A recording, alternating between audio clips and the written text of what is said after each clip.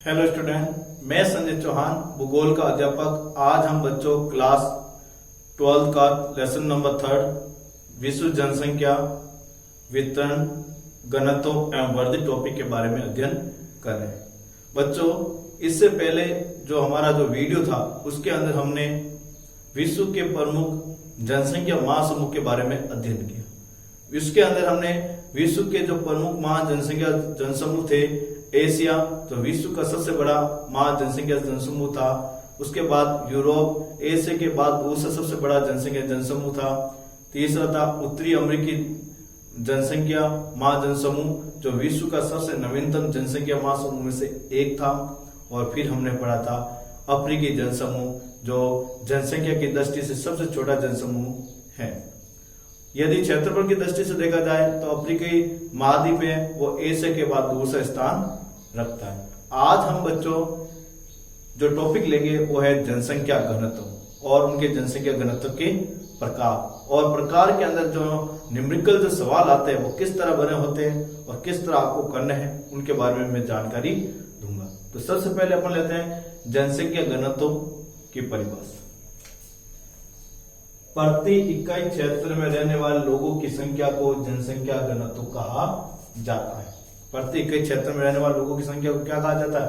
जनसंख्या घनत्व। बच्चों, मैंने जनसंख्या घनत्व के बारे में पहले भी आपको बताया था कि इसकी परिभाषा कैसे बनाई जाती है। मैं फिर से बता रहा हूं आपको। पहले अपन लेते हैं घनत्व। किसको लेते हैं? घनत्व। घनत्व की इकाई क्या है? प्रति वर्ग किलोमीटर। जनसंख्या के बारे में आपने क्या पढ़ा बच्चों? किसी क्षेत्र में रहने वाले लोग, किसी क्षेत्र में रहने वाले लोग, या सीधी भाषा में देखते हैं लोगों की संख्या। लोगों की संख्या यह होती है। तो लोगों की संख्या और प्रति वर्ग किलोमीटर इन दोनों को संयुक्त कर देंगे तो जनसंख्या घनत्व की परिभाषा बन जाएगी। जैसे प्रति वर्ग किलोमीटर में रहने वाले लोगों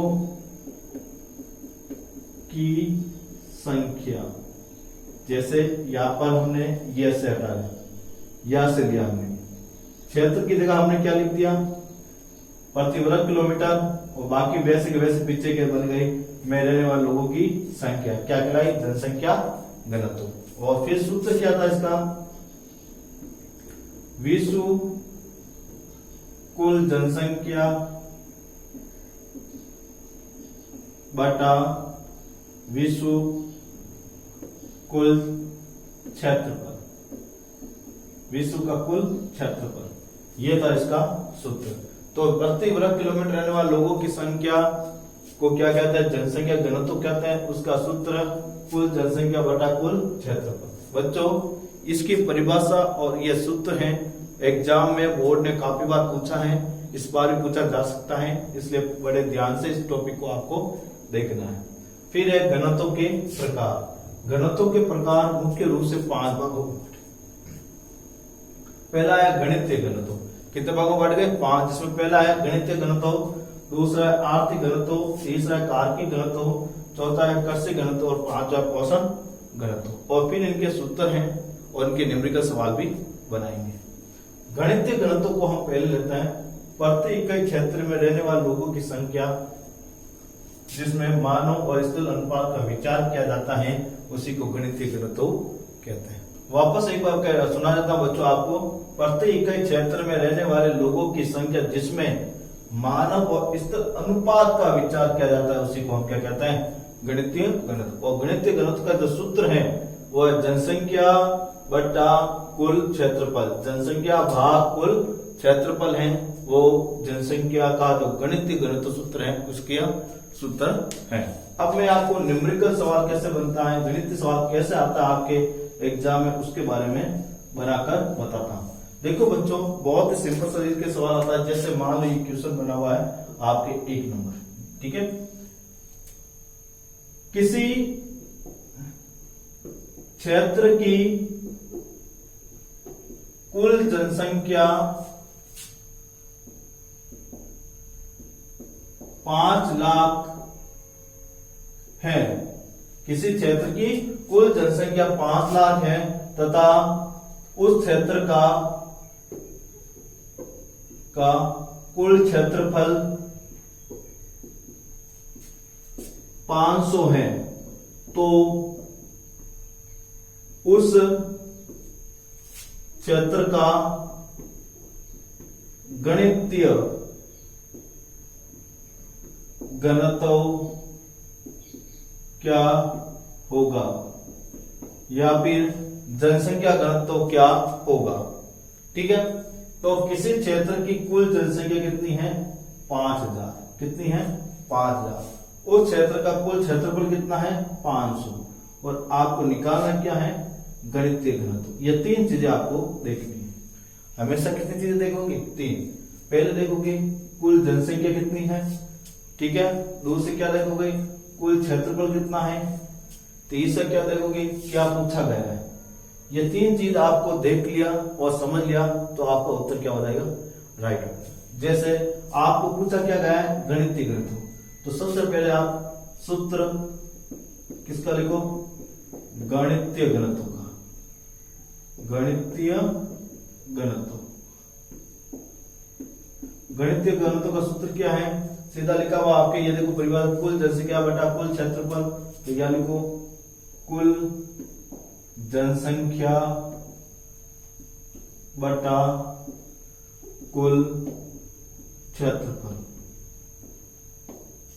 ये सूत्र लिखा। इसका मतलब यदि ये 2 नंबर का क्वेश्चन आता तो आधा नंबर इसका मिल गया।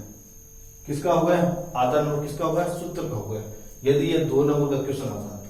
ठीक है, 1 नंबर का आता तो कम से कम इसके पाव नंबर या 0.25 नंबर है, ये इसी के आ जाता है। ठीक है, सूत्र के अनुसार आपको देखो पहले क्या लिखा कुल जनसंख्या, तो या लिख दो कुल जनसंख्या कितनी है 5 लाख।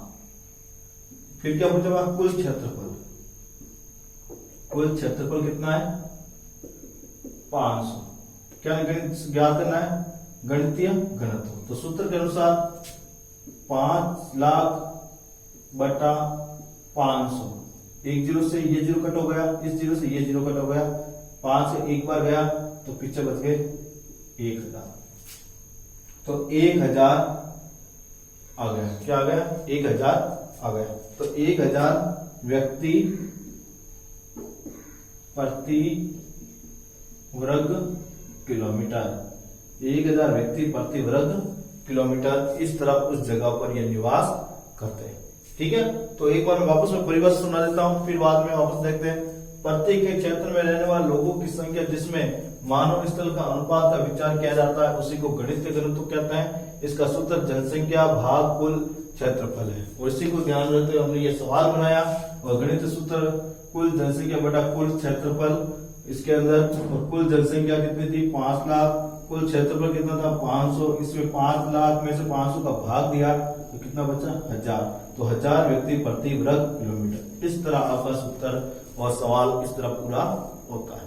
तो आपको मालूम हो गया होगा गणितीय घनत्व कैसे निकाला जाता है। अब अगली परिभाषा को हम लेते हैं आर्थिक घनत्व। क्या है आर्थिक घनत्व, तो इसका परिभाषा क्या, ऐसा घनत्व जिसमें उस प्रदेश के संसाधनों की, याद रखना ऐसा घनत्व जिसमें उस प्रदेश के संसाधनों की उत्पादन क्षमता, संसाधनों की उत्पादन क्षमता और उस प्रदेश में निवास करने वाले मनुष्य की संख्या का विचार किया जाता। मतलब उस प्रदेश के अंदर कितने उस संसाधन का उत्पादन हो रहा है और उस प्रदेश में कितने लोग रह रहे हैं उनके बारे में अध्ययन करना ही क्या कहलाता है आर्थिक घनत्व। क्या कहलाता है आर्थिक घनत्व। वापस सुन लेना बच्चों, किसी प्रदेश में कितने संसाधन का उत्पादन क्षमता है और उस प्रदेश में कितने लोग रह रहे हैं उनके बारे में जब विचार या अध्ययन किया जाता है उसी को हम आर्थिक घनत्व कहते हैं। सूत्र क्या है जनसंख्या भाग संसाधन, जनसंख्या भाग संसाधन। सवाल देखते हैं इसका भी, बहुत ही सिंपल है, कोई ज्यादा टिपिकल नहीं आता क्वेश्चन, बहुत सिंपल क्वेश्चन आते हैं, उसको ज्ञात करना आना चाहिए। जैसे आपको मैं सवाल लिख रहा हूं कि ए क्षेत्र की कुल संसाधनों की उत्पादन क्षमता 5000 क्विंटल है। संसाधनों की उत्पादन क्षमता कितनी है? 5000 क्विंटल है तथा ए प्रदेश में निवास करने वाले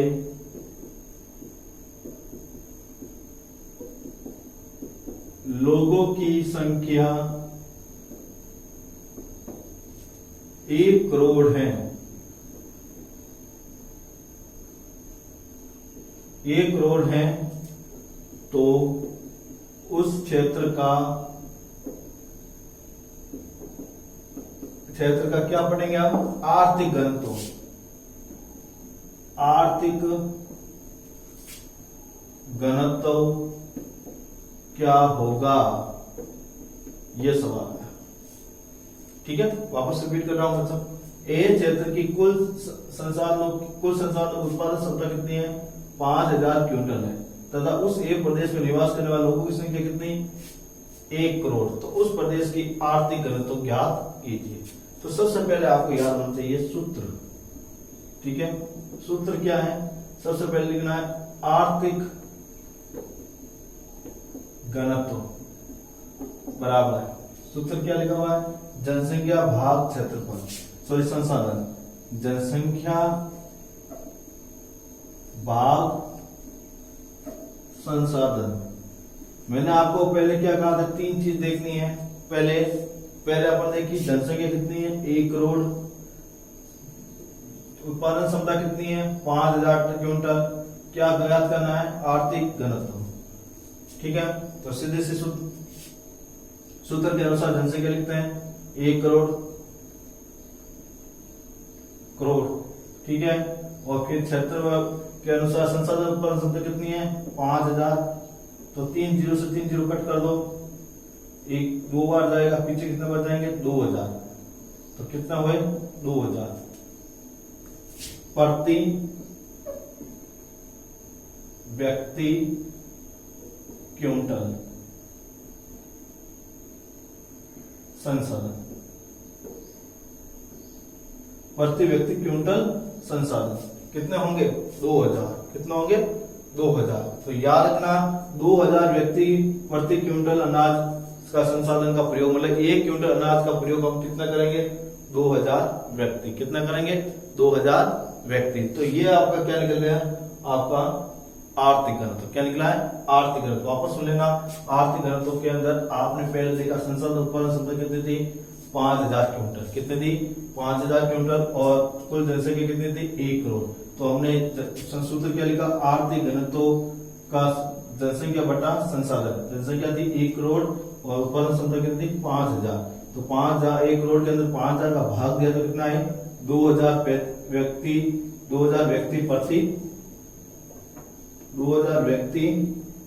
प्रति क्विंटल संसाधन, ये उत्पादन क्षमता है। मतलब 1 क्विंटल उत्पादन जो अनाज होगा या कुछ भी होगा उसके लिए कितने व्यक्ति कार्य करेंगे?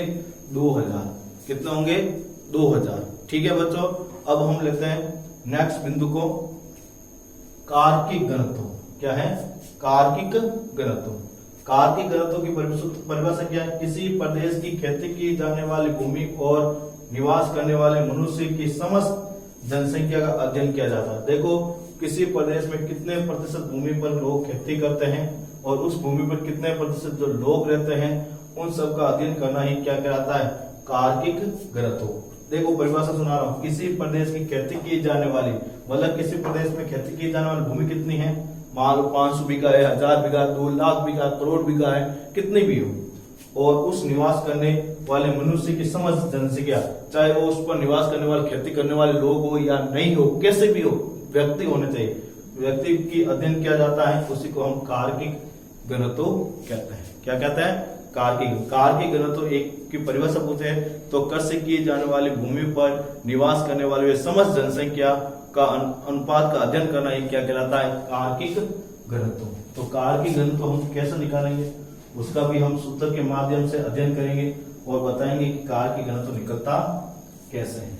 देखो बच्चों, कारकी घनत्व निकालने के लिए सबसे पहले आपको उनका सूत्र याद होना अति आवश्यक है। सवाल लिखते हैं, रामपुर गांव की खेती योग्य भूमि का क्षेत्रफल 1 लाख है। कितना है, 1 लाख है। तो 1 लाख है तथा रामपुर गांव की कुल जनसंख्या 5 करोड़ है। तो बताइए रामपुर गांव का कारकी घनत्व क्या होगा, कारकी घनत्व क्या होगा, जैसे ये सवाल हो गया। ठीक है, क्षेत्रफल या वापस में लिख रहा हूं 1 लाख हेक्टर लिख रहा हूं। ठीक है, 1 लाख हेक्टर। ठीक है, तो सवाल क्या था वापस में लेना, रामपुर गांव की खेती योग्य भूमि का क्षेत्रफल 1 लाख हेक्टर है तथा रामपुर गांव की कुल जनसंख्या 5 लाख है, सॉरी 5 करोड़ है। तो बताइए रामपुर गांव का कारकी घनत्व क्या होगा। सबसे पहले वही जनसंख्या देखनी है 5 करोड़, जमीन देखनी है 1 लाख हेक्टर और ज्ञात क्या करना है, कारकिक घनत्व। अब सबसे पहले आप क्या लिखो, उसका सूत्र क्या लिखो आप, सूत्र में आप सबसे पहले लिखो कारकिक घनत्व। क्या लिखोगे, कारकिक घनत्व। अब कारकिक घनत्व क्या करेगा, सूत्र क्या है, सीधी सी बात है, जनसंख्या भाग कृषि क्षेत्र भूमि, कृषि क्षेत्र भूमि, जनसंख्या बटा कृषि क्षेत्र भूमि। जनसंख्या कितने बताएगी, 5 करोड़, 5 करोड़ और हमारी भूमि कितनी, 1 लाख हेक्टर। कितनी है, 1 लाख हेक्टर। तो अपन देख लो 3 तो 5 0 है, काट दो 3 तो 5, पीछे कितना बचे, 500। कितना बचे, 500 व्यक्ति प्रति हेक्टर भूमि, 500 व्यक्ति प्रति हेक्टर भूमि। ये हो जाएगी आपका कौन सा, कारकिक घनत्व। क्या होगा, कारकिक घनत्व। तो आपने वापस सुन लेना बच्चों कि रामपुर गांव की जनसंख्या तो कितनी थी, 5 करोड़ और भूमि कितनी थी, 1 लाख हेक्टर और आपने ज्ञात क्या करना था, कारकिक घनत्व। और उसी कारकिक घनत्व के अनुसार आपने पहले क्या लिखा, कारकिक घनत्व का सूत्र कृषि जनसंख्या बटा कृषि क्षेत्र भूमि, जनसंख्या बटा कृषि भूमि क्षेत्र। तो इसमें देखा 5 करोड़ बटा 1 लाख के अंदर भाग दिया तो 500 व्यक्ति प्रति हेक्टर भूमि आई है। कितनी है, 500 व्यक्ति प्रति हेक्टर भूमि का उत्पादन या कृषि योग्य भूमि है। ठीक है, तो आपको मालूम हो गया होगा एक व्यक्ति मतलब 500 व्यक्ति के लिए कितनी भूमि, 1 हेक्टर भूमि। 500 व्यक्ति के लिए कितनी भूमि आ रही है, 1 हेक्टर भूमि आ रही है। अब अगला बिंदु है कृषि घनत्व। क्या है, कृषि घनत्व। अब परिभाषा देखते हैं, ऐसा घनत्व जिसमें कृषि की जाने वाली भूमि के क्षेत्रफल और उनमें निवास करने वाली कृषक जनता का अध्ययन किया जाता है। देखो बच्चों, वापस सुनना अच्छी तरह से परिभाषा, ऐसा घनत्व जिसमें कृषि की जाने वाली भूमि कौन सी होनी चाहिए, सिर्फ कृषि की जाने वाली, सारी भूमि नहीं, सिर्फ कृषि के लायक भूमि है, उसी के बारे में कहा है। भूमि का क्षेत्र और उसमें निवास करने वाले कृषक जनसंख्या। देखो इसमें जनसंख्या भी कौन सी बोली, कृषक, मतलब जो किसान है वो, उनकी जनसंख्या के बारे में अध्ययन करना क्या कहलाता है, कृषि घनत्व। देखो एक बार इस परिभाषा को वापस देखते हैं। ऐसा घनत्व जिसमें कर्षित की जाने वाली भूमि क्षेत्रफल और उसमें निवास करने वाले कर्षक जनता का अध्ययन किया जाता है। मतलब इसमें कर्षित जनता कितनी है, उस पर निवास कर रही है, उसके बारे में भी इसका अध्ययन होता है। तो अब इसमें सवाल का सॉल्यूशन करते हैं, कैसे बनता है सवाल और उसका उत्तर कैसे निकाला जाता है, उसके बारे में देखते हैं। सबसे पहले इसमें कारकी घनत्व और कर्षित घनत्व में अंतर यही है कि कारकी घनत्व में कर्षित योग्य भूमि होती है और खेती के लायक भूमि, चाहे वो कैसी भी हो, खेती के लायक होनी चाहिए भूमि, और वो सारी जनसंख्या उसमें निवास करने वाली होती है। लेकिन कर्षित घनत्व में थोड़ा सा अंतर है, इसके अंदर कर्षित के लायक जो भूमि है उसका अध्ययन किया जाता है और जो किसान लोग हैं उनका अध्ययन किया जाता है। तो मान लो एक क्षेत्र की कृषि योग्य भूमि का क्षेत्रफल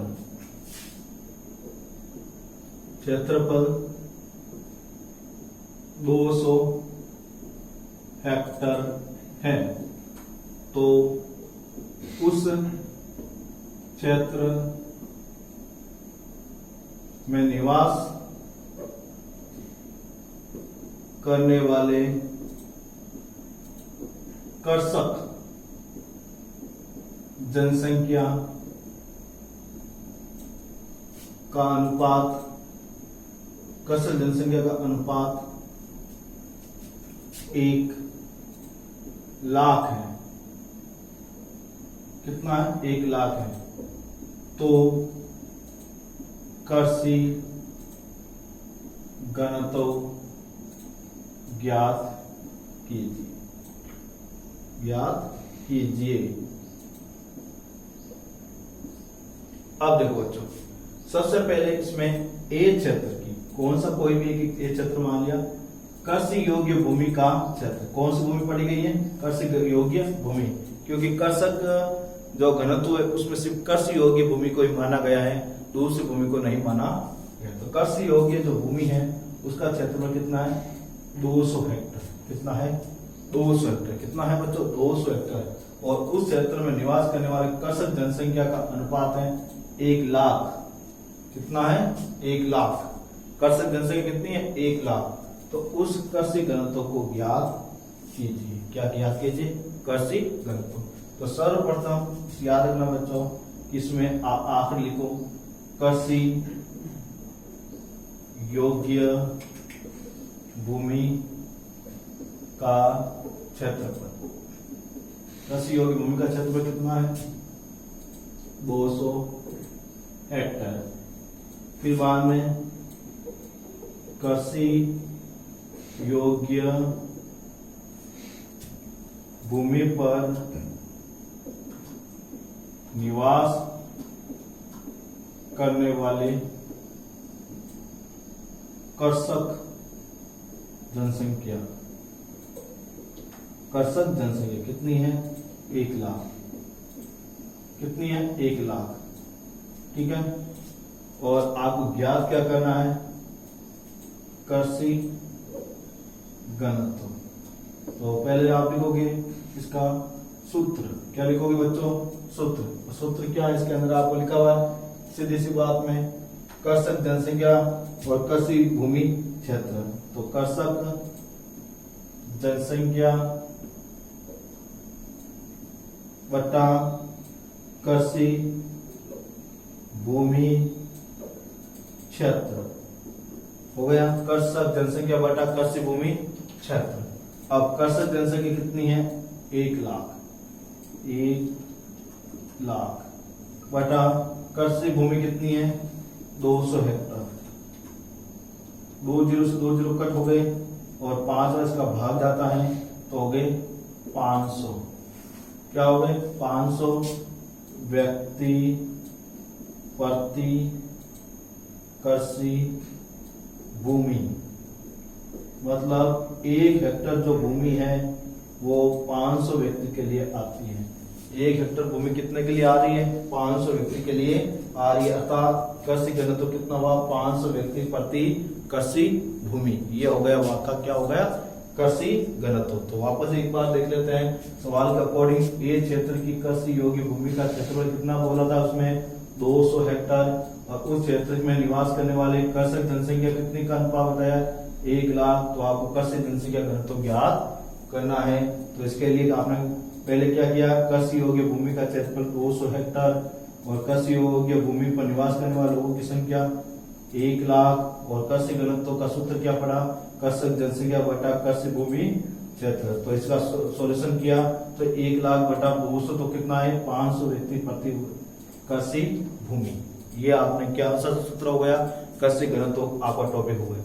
अब है पोषण घनत्व।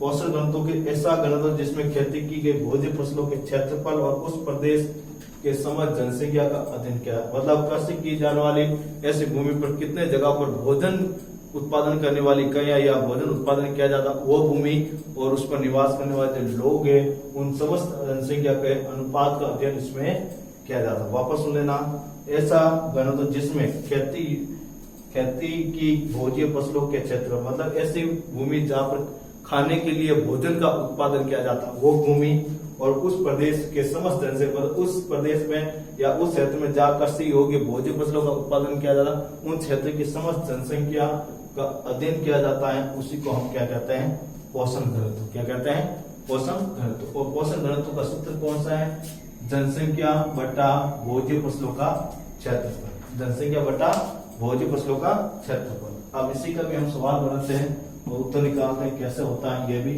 बहुत ही सिंपल तरीके से सवाल आते हैं, आपको करने होते हैं। 2 नंबर का क्वेश्चन यहाँ से पुटअप हो जाता है। कितने नंबर का क्वेश्चन पुटअप होता है बच्चों, 2 नंबर का। बहुत ही महत्वपूर्ण है। जैसे सवाल में लिख रहा हूं,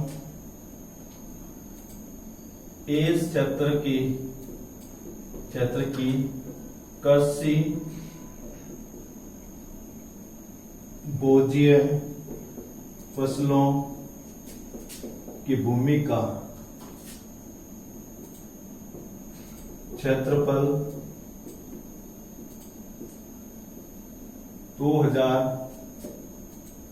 हेक्टेयर है और उस प्रदेश में 1 करोड़ जनसंख्या निवास करती है।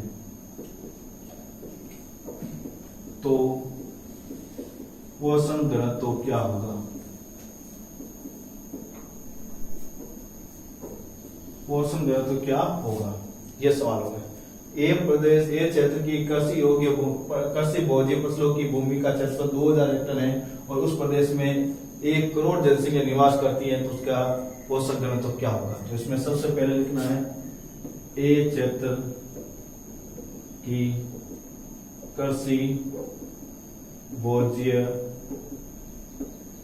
फसलों का क्षेत्रफल कितना है, 2000 हेक्टेयर। ठीक है। फिर बाद में जनसंख्या कितनी है, 1 करोड़। कितनी है बच्चों, 1 करोड़। और आपको ज्ञात क्या करना है बच्चों, पोषण घनत्व। क्या ज्ञात करना है, पोषण घनत्व। और पोषण घनत्व का सूत्र क्या है आपके सामने, जनसंख्या भाग भोज्य फसलों का क्षेत्रफल। भोज्य फसलों का क्षेत्रफल ये है आपका क्या है, अपने भोज्य फसलों का क्षेत्रफल या भोज्य घनत्व ज्ञात करने का सूत्र। जनसंख्या कितनी है, 1 करोड़। तो 1 करोड़ लिखो पहले यहाँ पर 1 करोड़ और क्षेत्रफल कितना है 2000 या 2000। 3 जीरो से ये 3 जीरो कट हो गए, 2 का भाग कितने बाद आएगा 5 और पीछे कितने रहेगा 3 मतलब 5000। तो 5000 व्यक्ति प्रति भोज्य फसलों की हेक्टेयर भूमि। मतलब 5000 व्यक्ति के लिए, मतलब एक व्यक्ति की 5000 व्यक्ति के लिए 1 हेक्टेयर भूमि है, वो भोज्य फसल का उत्पादन कर रही है। तो बच्चों आपने 5 महत्वपूर्ण जनसंख्या घनत्व के सूत्र पढ़े। एक बार पुनः रिपीट कर देता हूँ। गणितीय घनत्व क्या होता है, पर सवाल आ जाए 1 नंबर का तो सीधी परिभाषा लिखना है। प्रति इकाई क्षेत्र में रहने वाले लोगों की संख्या जिसमें मानव स्तर अनुपात के विचार किया जाता है, उसी को हम क्या कहते हैं, गणितीय घनत्व। इसका सूत्र है जनसंख्या भाग कुल क्षेत्रफल। यदि पूरे आर्थिक घनत्व किसे कहते हैं, इसकी परिभाषा लिखनी है। ऐसा घनत्व जिसमें उस प्रदेश के संसाधनों की उत्पादन क्षमता और उस प्रदेश में निवास करने वाले मनुष्य की संख्या का विचार किया जाए, मतलब उस क्षेत्र में कितनी उत्पादन क्षमता हो रही है और कितने लोग रह रहे हैं, उनका अनुपात का अध्ययन होता है। सूत्र क्या है, जनसंख्या भाग संसाधन। फिर तीसरी पर कौन सी है, कार की घनत्व। कार की घनत्व किससे कहते हैं, ऐसा सवाल आए तो सीधा परिभाषा लिखनी है। किसी प्रदेश की खेती की जाने वाली भूमि और निवास करने वाले समस्त मनुष्य की जनसंख्या का अध्ययन किया जाता है, उसे कार की घनत्व कहते हैं। तो खेती की जाने वाली भूमि और वहां पर निवास करने वाले जो भूमि है, उस पर निवास करने वाली जनसंख्या, उसका अध्ययन किया जाता है। तो जनसंख्या भाग कृषि भूमि क्षेत्र। फिर अगली है कृषि घनत्व। कृषि घनत्व थोड़ा सा हमारे कार की घनत्व थोड़ा सा डिफरेंट है, कोई ज्यादा अंतर नहीं है। देखो, ऐसा घनत्व जिसमें कृषि की जाने वाली भूमि, जो जहाँ पर खेती की जा सकती है, ऐसी भूमि के क्षेत्रफल और उसमें निवास करने वाले कृषक जनता का अध्ययन किया जाता है, और इस पर निवास करने वाले जो किसान लोग हैं उसका ही अध्ययन होता है। तो कृषि योग्य भूमि होनी चाहिए और उस पर काम करने वाले सिर्फ किसान हैं, उनकी जनसंख्या का अध्ययन किया जाता है। सूत्र क्या है, कृषक जनसंख्या भाग कृषि भूमि क्षेत्र।